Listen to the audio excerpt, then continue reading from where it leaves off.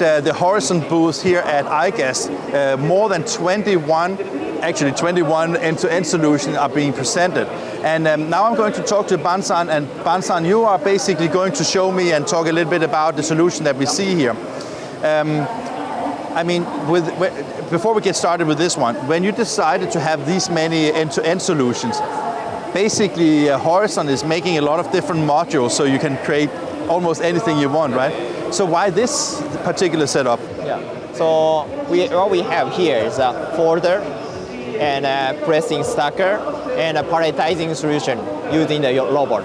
And after that, we move the pallet from the folder to the binder section. And in a binder, we have a gatherer, binder, and a trimmer. Okay, that was a great overview, but I was thinking a little bit, for who is this set up? I mean, because you can always think about that, okay, I'm a large printer, I need something that is really big, really fast, right? And sometimes I'm a small digital printer and I just need a tiny little setup. Where do this fit in? Yeah, our kind of target market, I guess, target customers.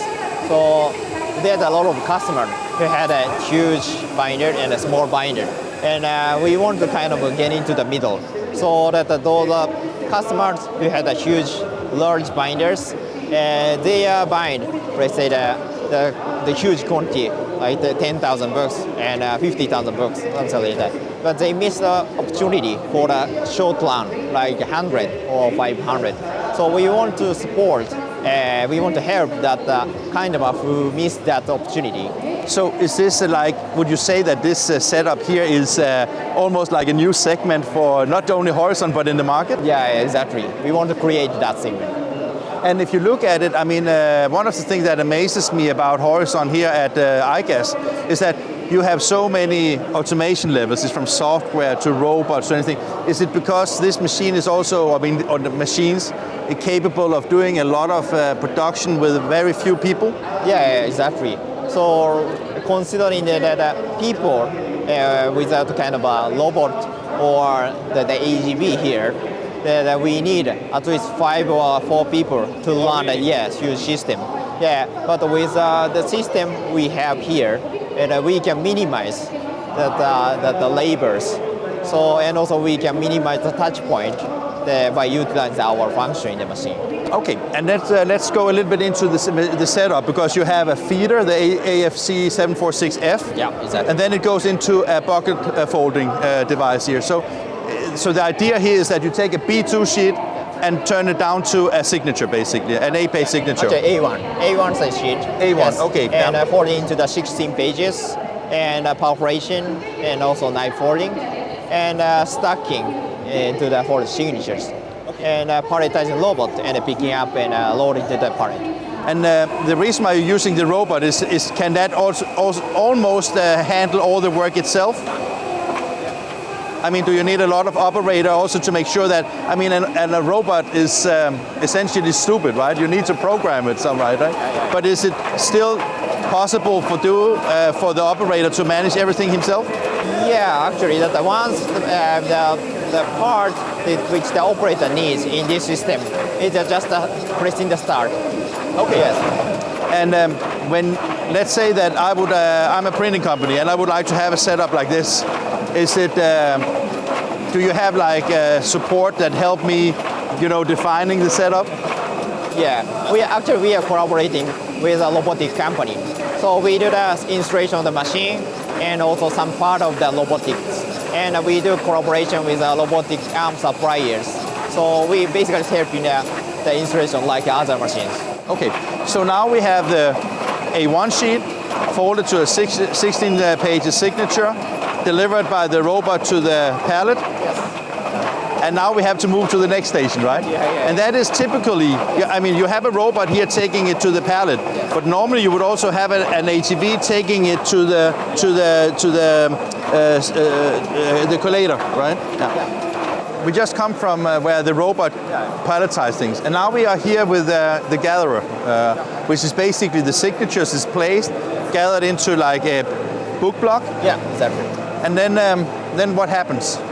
So gathering, after the gathering, and turning 90 degrees, and feed into the binder with our rule sheet book of feeder. And that basically makes sure that you have a finished product before it's trimmed. And then there's a drying path, and then it comes into the 3-knife trimmer. Yeah, exactly. The HC300, right? Yeah. Yeah. And then you have a finished product. Yeah, exactly. Does this require a huge print run, or how small can you go? You mean the quantity of the? So it can be learned at like 100 quantity, and 100 books, 500 can be 1,000. Yes. So this is the mid-range you spoke about. Yeah. So it's not the copies of one, but it's a low run, but with still high quality of the horizon, right? Mm-hmm. Exactly. And also not only the signature, the collating, but if we try the small quantity with a cut sheet, we can still feed because we have the loose sheet for feeder. And if you look at this entire setup here, because there's a lot of different modules here, right?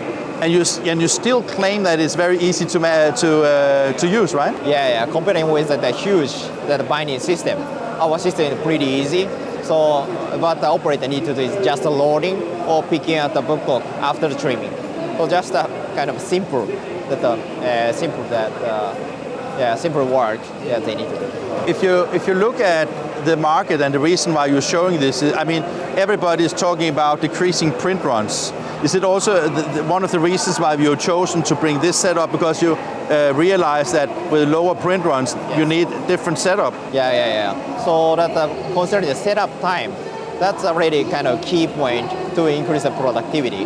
So with our system, we can, let's say, it takes 15 minutes from A to B. But with a huge system, it takes 30 minutes or 45 minutes. Yes. So that's one of the key points. So the setup time is, of course, a very important parameter. How is it? Is it also very flexible when it comes to format and format change? Yeah. Yes, exactly. And also we can also trim the different sizes in a variable size trimmer. Yes. So yeah. And if you look at one of the things that we talk about in this very automated way, just behind us we also have also the ice link, and you see now ice link on almost all the modules you have. Is that so? For example, the BQ500 has the ice binder logo on it. So how does that work actually? Actually, that the ice link, BQ500 is considered an ice series, which is ice link supported. So ice binder, BQ500 can be connected to the ice link and also trimmer. So with the ice link, you can see the status of the machine and also production and the alert of the machine, everything in a cloud. So that basically means that a lot of the preparations can be done in pre-press rather than on-press. Yeah, exactly. Yeah. Is that a selling argument? Do you hear that from customers that is what they want? Yeah, I believe so. Yeah, you believe so. Yeah. Okay. Maybe different from different parts of the world, or do you see that? I was just thinking that Japan and Europe and maybe also America has very high salaries, right? Yeah. So maybe automation is more important compared to low salary countries. Or how do you see that? Yeah, personally, I agree with that. Yeah. Yes, but not only the high salary countries like Europe and United States, but bit by bit in kind of the Asian countries. Also in the developing countries. Also, yes, developing countries. And that is of course because of the labor situation. And also the consistency of quality, right? Yeah, exactly. Okay. So what is your expectation? How many will you sell at the show? Is it 5, 10 or 100? Yeah. No, you will get some interest, right? Yeah. Yes. So do you already have customers here today that have seen it and like it? Yeah, exactly, yes. And also some installations will be going on next year. Fantastic. So it must be nice to be back at IGAS, right? Yeah. Very much. Yes. Thank you, sir. Thank you very much.